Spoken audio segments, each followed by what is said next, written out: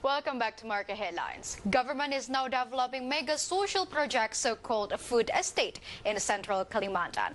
One of the key considerations for the visions is food resiliency. The Ministry of Public Works and Public Housing, along with the Ministry of Agriculture and other related ministries, collaborate in order to synergize the food estate program. This food estate program is one of the national strategic program year 2020 to 2024.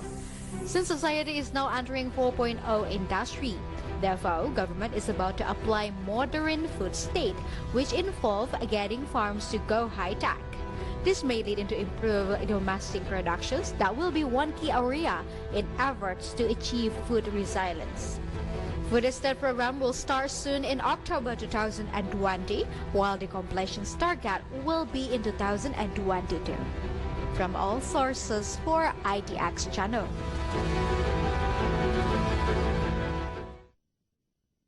Pandemic has reinforced the importance of having the plan of food estate. As this term is a bit new for Indonesians, food estate is a food program development that is done by integrating the whole process, from harvesting, processing, to selling. And it has one key vision, which is food security or food resiliency. But before jump into developing of the food estate itself, government is now concerning the other case, which is Indonesia's irrigation system. That, of course, it is a basic thing to begin with. We cannot even deny that Indonesia is sort of having an absence of ineffective irrigations in many places. These cause vulnerable to production's failures due to flood, drought, or unreliable rainfall. And therefore, without further ado, let's see how the government has set up some funds to do the irrigation scheme rehabilitations. Through the next graphic, we can see. Here it is. Through the next graphic, we provide you the irrigation scheme rehabilitations that government put a cost with. So first of all, we can divide it into two categories, which is the designing cost and also the whole cost. The designing cost is going to be done by 2020, which is begin in soon to October 2020, and it costs around 49 billion rupiah. And for the whole cost of these irrigation scheme rehabilitations itself, it will be done by 2022, we hope so, with the value of 1.9 trillion rupiah. And we gather the source from the Ministry of Public Work and Housing. And the objective is, of course, the development of a food estate. But the sad thing is, government would likely to face big challenges. Since irrigation system in Indonesia is quite bad, the budget needs to increase the irrigations itself, reach 1.9 trillion rupiah, which will be implemented in 2021 in 2022. And the minister added that from 85,000 hectare functional area of only some of it, and that has a good irrigation system. Let's break it down in the next graphics, shall we? Here it is. We have broken down to you the irrigations on a functional land. Here it is. We can see two categories in here. For the good irrigations, it only reached 28,000 hectares, while for the bad irrigations, it reached 57,200 of hectares. And these need irrigation scheme rehabilitations. As we can see through the proportions, bad irrigations wins. And these rehabilitations is carried out in stages starting from 2020 to 2022, with the details of 2020 covering an area of 1,210 hectares worth 73 billion rupiah, and then 2021 covering 33,335 hectares that worth 484.3 billion rupiah, and in 2022 an area of 22,655 that worth 497.2 billion rupiah.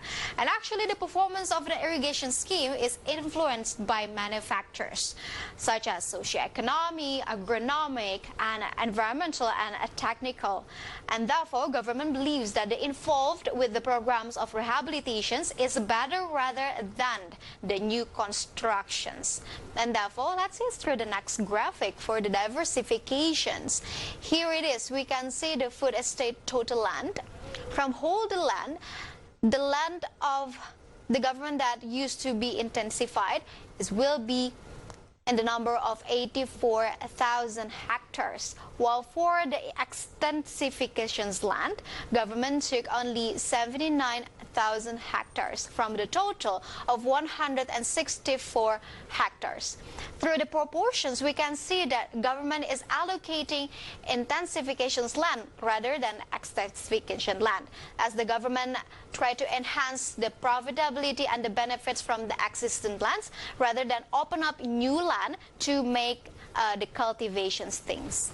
And of course, government and everyone is pinning its hope to the government to make a best out of the irrigation system.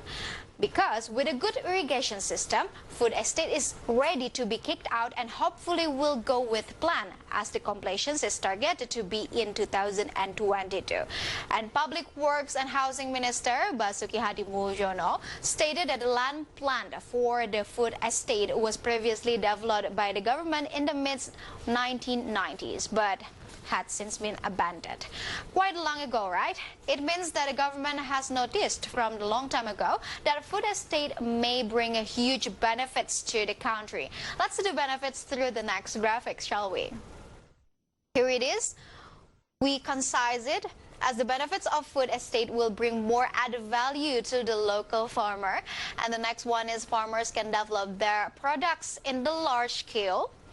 And labor absorptions is predicted to be gaining up by 34.4%.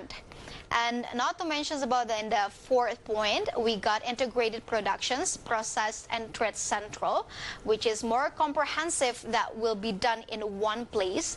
And we can see that the benefit is also covering the enhanced export potential to other countries. And the last one is more productions leads to the cheaper price. We gather the benefits from the committee of the accelerations of priority infrastructure delivery.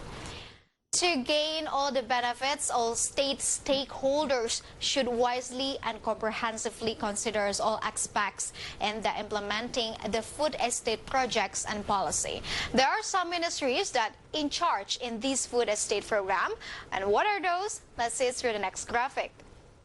So here it is. We got the list of the ministries that in charge in the food estate projects.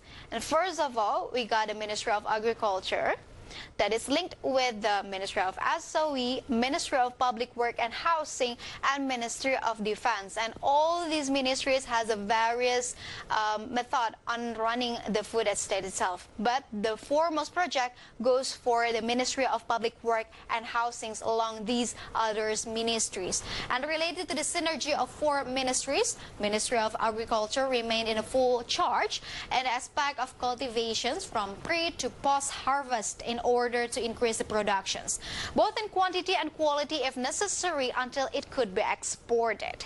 While the Ministry of Public Work and Housing has a role or support the development of the primary and secondary irrigations. But however, tertiary irrigations is the duty of the Ministry of Agriculture. And the involvement of the Ministry of Defense plays a role in deploying army personnel.